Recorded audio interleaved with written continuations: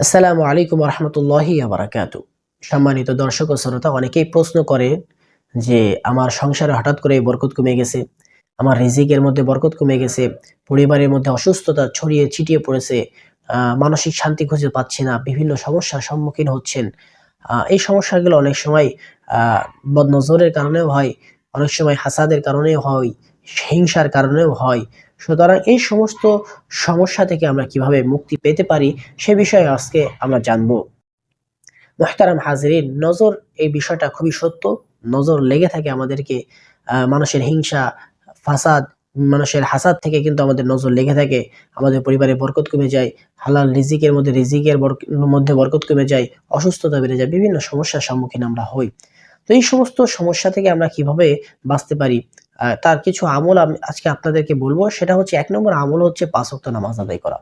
পরিবারের সকল সদস্য ৫ ওয়াক্ত নামাজ আদায় করা এবং প্রতিদিন কোরআন তেলাওয়াত করা, নিয়মিত কোরআন তেলাওয়াত করা। মুসলমানের সন্তান হিসেবে দুঃখজনক বিষয় হলেও আমরা অনেকেই আছি যারা দিনে ১ পৃষ্ঠা কোরআন তেলাওয়াতও করি না।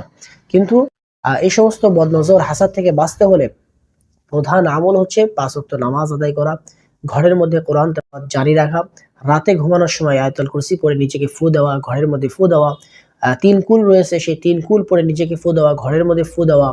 আ তারপরে আমরা নামাজের পরে ইস্তেগফারের আমল করব, বেশি, বেশি দুরুদের আমল করব।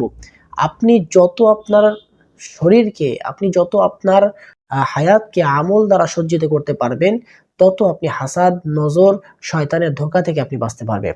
আপনার পরিবারের মধ্যে যদি নামাজ না থাকে, আপনার ঘরের মধ্যে যদি কোরআন তেলাওয়াত না থাকে, আপনার পরিবারের সাথে যদি ইসলামের সম্পর্কই না থাকে, তাহলে হাসাদ থেকে আপনি বাঁচবেন কি করে? বদনজর থেকে আপনি বাঁচবেন কি করে?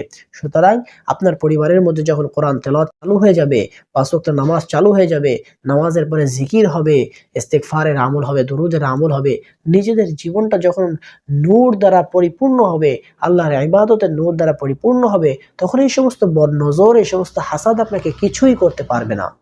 সুতরাং এই সমস্ত বিষয় থেকে বাঁচার প্রধান আমল হচ্ছে নিজের আমলনামাকে আল্লাহ তাআলার ইবাদতের মাধ্যমে সজ্জিত করা।